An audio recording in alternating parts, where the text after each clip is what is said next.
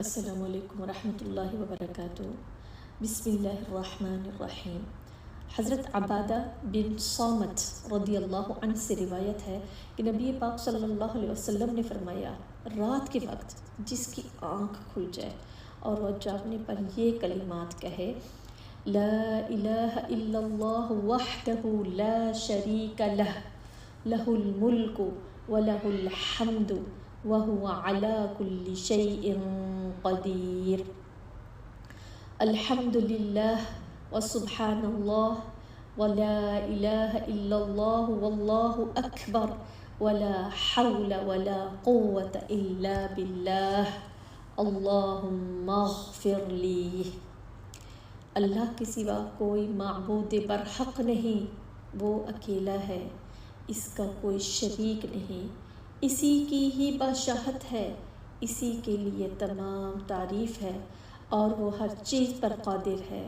سب تعریف اللہ کے لیے ہے اور اللہ تعالیٰ ہر عیب سے پاک ہے۔ اللہ کے سوا کوئی معبود برحق نہیں، اللہ تعالیٰ سب سے بڑا ہے۔ اللہ کی توفیق کے بغیر کوئی گناہ چھوڑنے کی طاقت اور نیکی کرنے کی قوت نہیں ہے۔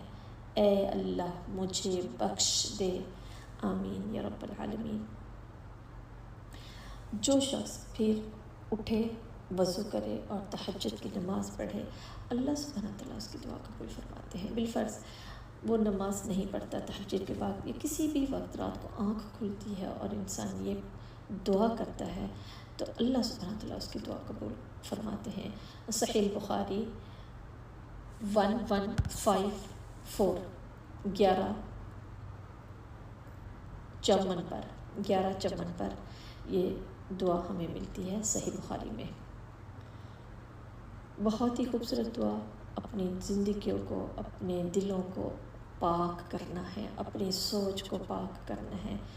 اللہ واحد لا شریک ہر ہماری چیز کو دیکھ رہے ہیں، سن رہے ہیں، ہمیں کتنی اللہ سبحانہ تعالیٰ نے یہ دیکھیں چھوٹ دی ہوئی ہے۔ ہمارے وقت میں برکت ہے، ہماری زندگیوں میں برکت ہے، ہمارے ہر کام میں خیر ہی خیر آ سکتی ہے، خیر ہوتی ہے۔ ہم نے کیا کرنا ہے، اپنے آپ کو اللہ کی حفاظت میں اور اللہ کی وحدانیت، اس کلام کو جتنا ہو سکے عام کریں اور اپنی زندگیوں کو خوبصورت کریں۔ لا الہ الا اللہ وحدہ لا شریک لہ، لہ الملک ولہ الحمد وہو علی کل شیء قدیر، الحمد للہ وسبحان اللہ ولا الہ الا اللہ واللہ اکبر ولا حول ولا قوة الا باللہ، اللہم اغفر لی۔ السلام علیکم ورحمۃ اللہ وبرکاتہ۔